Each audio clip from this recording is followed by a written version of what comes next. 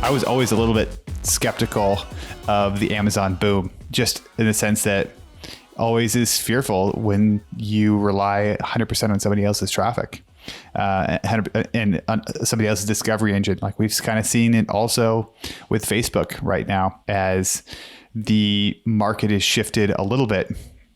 Now, I went on Twitter and I got posted about how I don't think I think that the privacy changes are kind of a little bit overhyped, and got just blown up by all these advertisers who are very upset with the comment. But I think maybe you fall on the other side with Facebook as we shift into some of these iOS updates.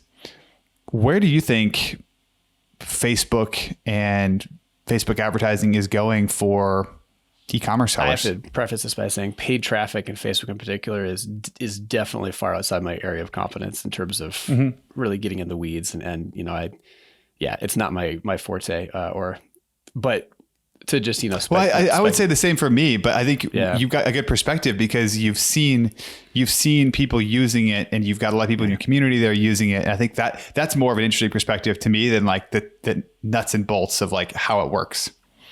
Yeah. I think one thing I have noticed, so two things I'll kind of zoom into where we were recording this May 2021, thoughts on what I see happening right now, and then maybe a little bit more of a macro view zooming out.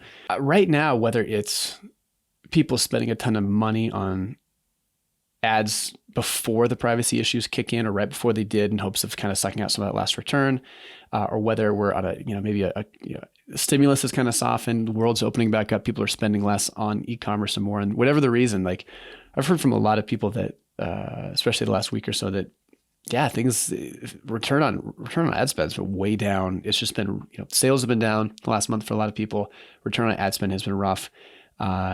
So it's been an interesting I think it's kind of a weird time to be spending on Facebook at the moment, just from, like a month snapshot time.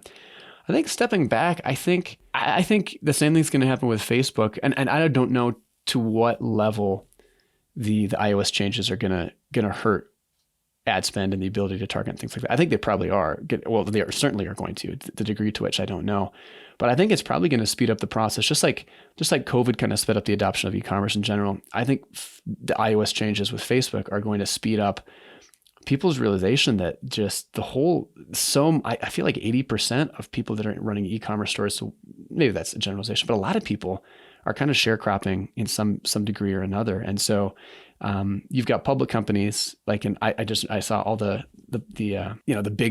big three or big four just released their earnings and they're just exploding, right? Like you keep thinking like, how are these companies are $2 trillion companies, market cap. They got to slow down, but they're just, Amazon was up 44%, right? Like Facebook was up, earnings or revenue was up, 30 or 40%, just these mind boggling numbers for the world's largest companies. And I think the way that they're doing that is I think they're just extracting more and more money out of sellers, right? Like, maybe they're growing on some level, but I think a lot of that is just the auction format is so brilliant. Google pioneered it, at least in digital advertising, and that they can just suck all of the surplus out of the system, right? Like it's brilliant if you're one of those companies. So I think it's going to be much harder. I think in 3 to 5 years, probably closer to 3, it's going to be extremely difficult to scale up a business on Facebook ads unless you have wildly good margins, like 75, 80% gross margins,